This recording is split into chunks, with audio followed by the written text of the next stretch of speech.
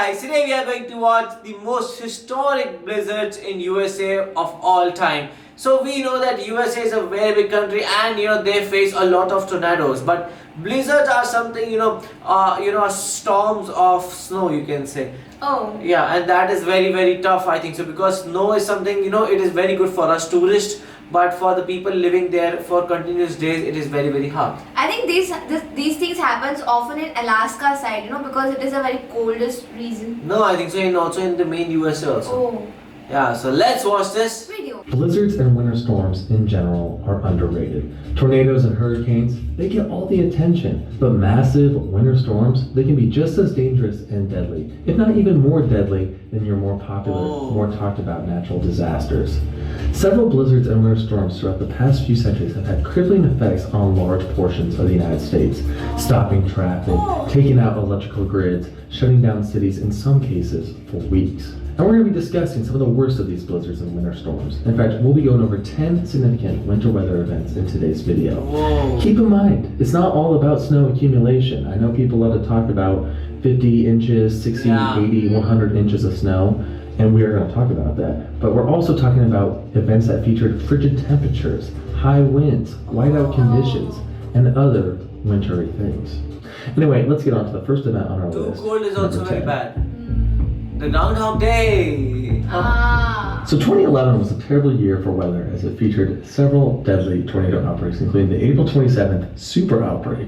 But 2011 was also a pretty active winter for many. In fact, one particular winter storm turned blizzard claimed 40 lives. I'm of course talking about the Groundhog Day blizzard that occurred from January 31st to February 2nd. This winter storm had quite the impact on a large portion of the United States, including states as far south as Texas and New Mexico, up through Oklahoma, Kansas, Missouri, Iowa, Wisconsin, and Illinois. Major cities within these states were shut down for days. For example, it's estimated that over 20 inches fell on the city of Chicago and its surrounding suburbs. 20 inches? The highest accumulation of snow was measured in Annatoch, Illinois at 27 inches. On top of the heavy snowfall, there were also wind gusts up to 60 miles per hour. Well, it's really windy out here this morning, and that's what's making this so treacherous. The blowing snow, the blowing wind. It's nearly a whiteout condition when you hit. Take a look at this But those are so red. just after the event.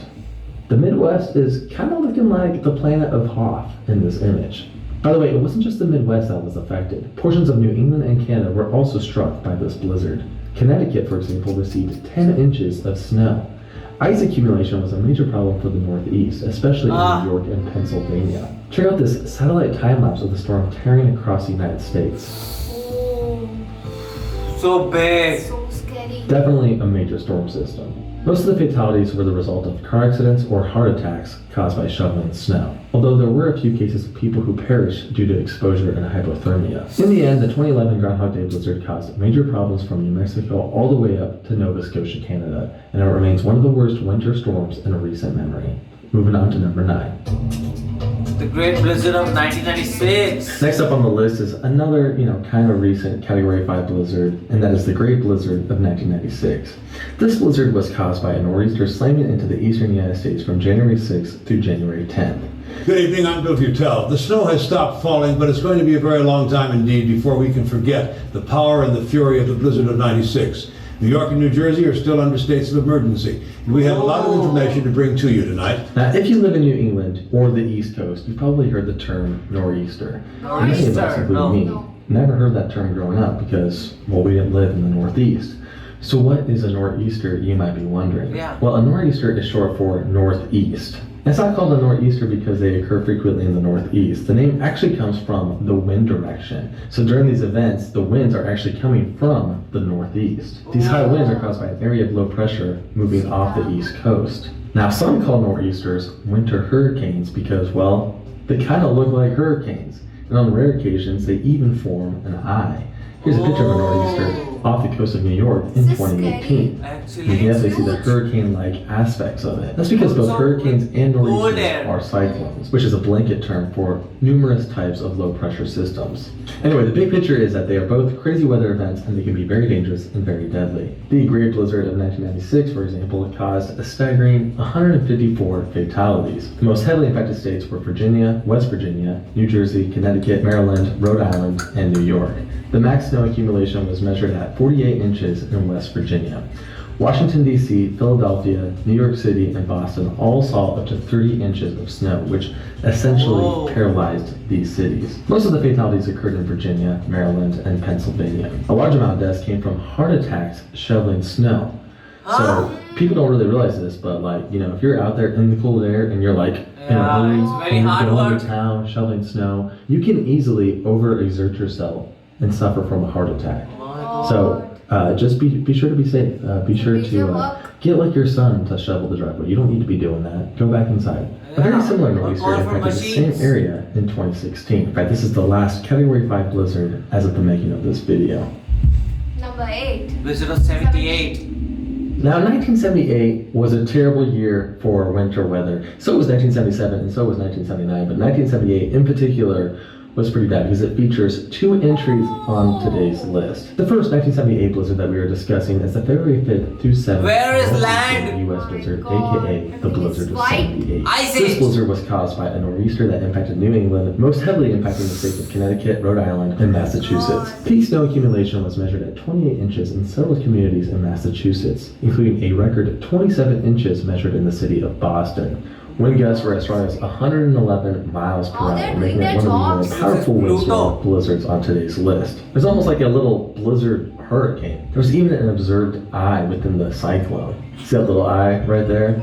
Pretty rare for a nor'easter. So do you remember when Hurricane Harvey sat on Houston and just poured rain on the city for days, causing massive flooding? That kind of happened with this nor'easter. It was a very slow-moving storm, and in some areas, snow fell for over 30 hours. Typically, nor'easters only drop snow for 6 to 10 hours. There were even some moments where there were 5 inches of snow falling per hour. The winter storm was so intense at times that it featured the rare winter phenomena of thunder snow, aka lightning. My during God. snowstorms. 30, not See this 3. situation? My God. You do not want to be in this situation. Sometimes if you're in this situation, by the way, snow can pile up so quickly that it blocks your tail exhaust pipe, leading to poisonous gas inside your car. In fact, 14 people unfortunately died on Interstate 95 from snow blocking their tailpipes during the blizzard of 78. Parts of Massachusetts were at a complete standstill for Cars over a blocked, week. Cars were roads even blocked, banned, roads so we blocked. had to ski Can't come out around of just the to get to house. places or use snowmobiles. In the end, most of the fatalities were from homes caving in, fallen electrical wires, or simply because a person got stuck and disoriented out in the blizzard and died of exposure. 1967 Chicago Blizzard. So the next blizzard on today's list isn't focused on a large area, but it's actually focused on a specific city, and that is the 1967 Chicago blizzard that occurred on January 26 into January 27 in 1967. The windy city of Chicago is white as well as windy, battered by a furious winter storm which dumped 2 feet of snow across the Midwest. 68 deaths were traced to the blizzard. 68 deaths were a deaths? common sight after the 29-hour snowfall which brought this giant city to a standstill. To this day, it is the 29 worst hours blizzard that snowfall. ever impacted the city with peak snow accumulation of over 20 inches. Now the snow total might seem low compared to other entries throughout the video, but you gotta remember, this was a full-blown blizzard with whiteout conditions and sustained wind speeds of over 50 miles per hour. The crazy high winds caused massive snow drifts upwards of 20 feet high. It also started in the middle of the day when people were at work or at How school, you guys so people got live around stuck this? wherever they were. In fact, there were over 50,000 abandoned vehicles throughout the streets of Chicago. Some people were stuck in their cars for several days and they had to seek shelter in nearby stores. Overall, there were 60 fatalities and it took 3 weeks to plow the streets. Truly a wild event for that city, 3 and it weeks to definitely clean the established itself streets. within Chicago lore with other events, such as the Chicago Fire of 1871. The Great Blizzard of 1970. Why it is the So Great? number 6 is the other blizzard from that awful year of 1978, and that is the Great Blizzard of 1978, aka the Cleveland Super Bomb. This storm actually occurred before the other blizzard of that year. It occurred from January 24th to January 29th over the Ohio River Valley and the Great Lakes. The states that were most heavily impacted by the blizzard were Indiana, Illinois, Wisconsin, Kentucky, and especially Ohio and Michigan, which both saw snow accumulations in the 40-inch plus range. Over 100,000 cars were abandoned throughout Michigan. Overall, 90 people would perish during the Great Blizzard of 78, with 50 deaths occurring in Ohio alone. The frigid temperatures proved to be the deadliest aspect of the winter Oh storm, my as God, the 52 job of deaths the were ambulance. caused by negative 60-degree wind chills.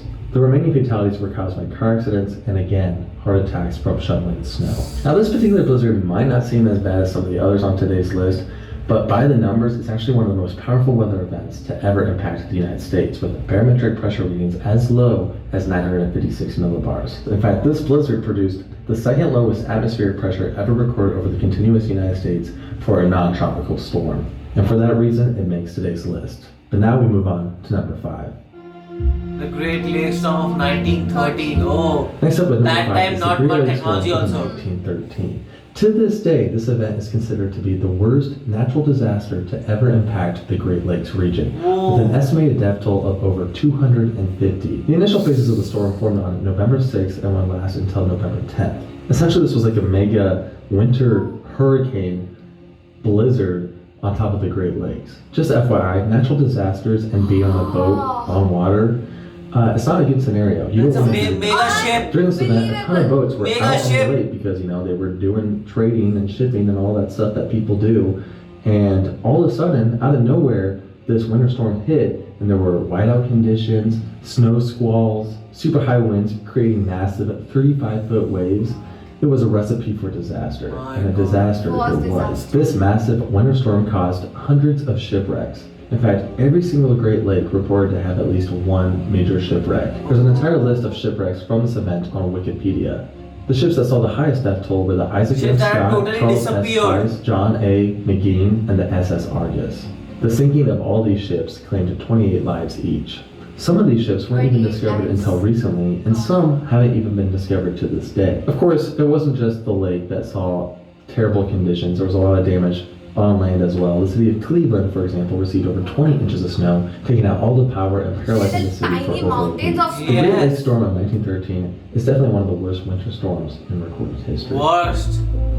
The Great Blizzard of 1966. Number 4 is the Great Blizzard of 1966 that occurred on January 27th through January 31st. This was indeed another nor'easter, and it heavily impacted a stretch of states from the central southeast all the way up through Canada, but it mainly impacted the states of Pennsylvania and New York. New York specifically saw some crazy snow accumulation This of looks over beautiful, 103 but I know it's not inches. for the That's people. an insane number that was caused by both a mixture of lake effect snow and the nor'easter itself. So you had like a double snow system. Yeah, a lot of snow. Now technically this was only a category 4 blizzard, not a category 5, but it's still one of the deadliest in US history, as it resulted in 201 fatalities. The freezing temperatures were likely the main factor in the high fatality rate for this winter storm. In fact, 40 of the deaths were fire-related when people tried sketchy ways to stay warm within their homes. Even in the southern states like Alabama saw record lows in the negative 20 degrees Negative Fahrenheit. 20. Very cold. Moving on to number 3. Great Appalachian Storm. Number 3 is the tragic Great Appalachian Storm of 1950 that my occurred in the God. latter half of November in 1950. I think in the This storm was 1950s widespread, and impacting 60s literally was- almost half of the United States.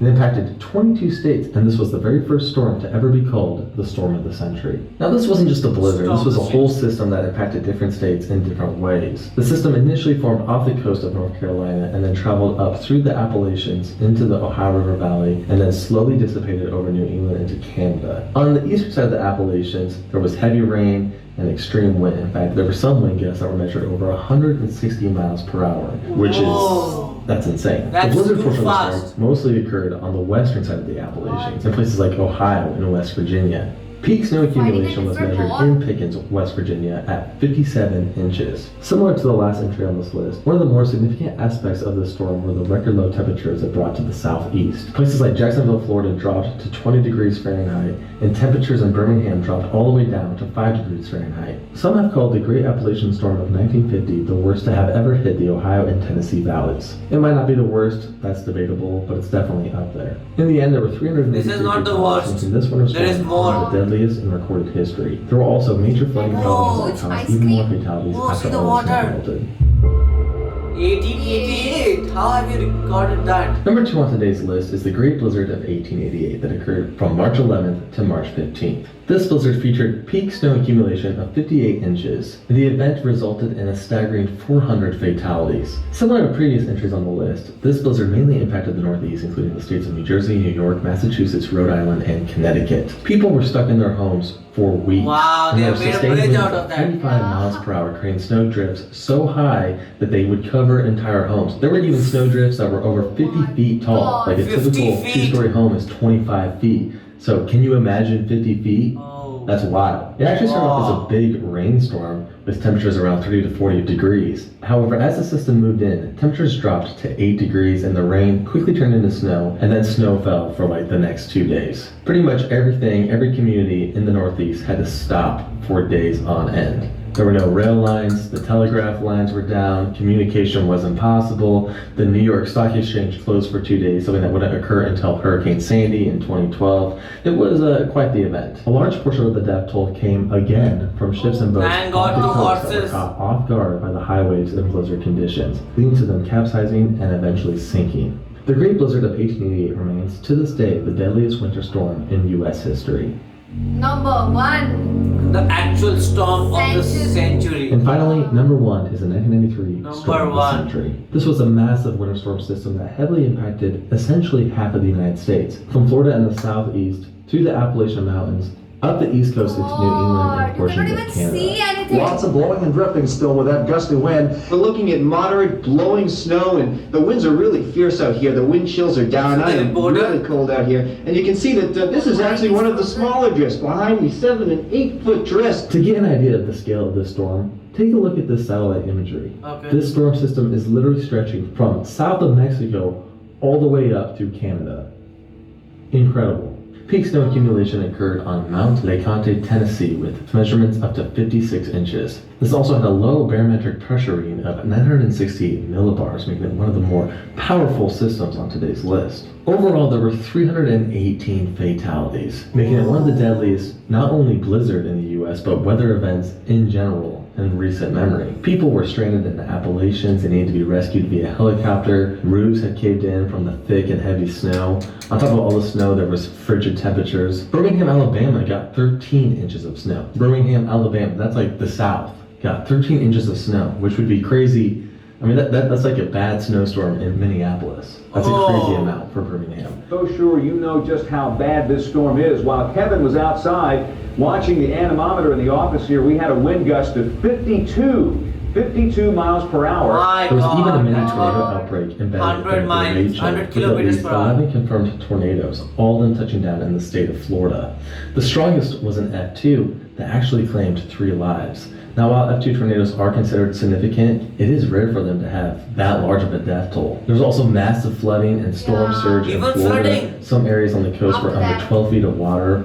47 people in Florida perished due to flooding. So really, you have a massive blizzard, a derecho, a tornado outbreak, a storm surge flood. similar Everything to together. that of a hurricane. No wonder Disaster. many have called it the It's perfect like storm. somebody the wanted storm them of the killed. century. Now this may not have as high of a death toll as the historic blizzard of 1888, but it's a much more recent event, and people were way more prepared. The fact that there was still a high death toll with this event just goes to show how dangerous it was. This is such a major winter event that it's impossible to properly cover it all in this video. It really deserves a video of its own, and I'm pretty sure there's already several YouTube videos about this event, and they're pretty good, so be sure to check those out. Now here's something that's rather intriguing. Some say that this massive weather storm system, storm of the century, blizzard, tornado outbreak, could have been caused by a volcanic eruption. Oh. Yeah, specifically the 1991 eruption of Mount Pinatubo. This is due to volcanic ash and debris triggering a mini volcanic winter.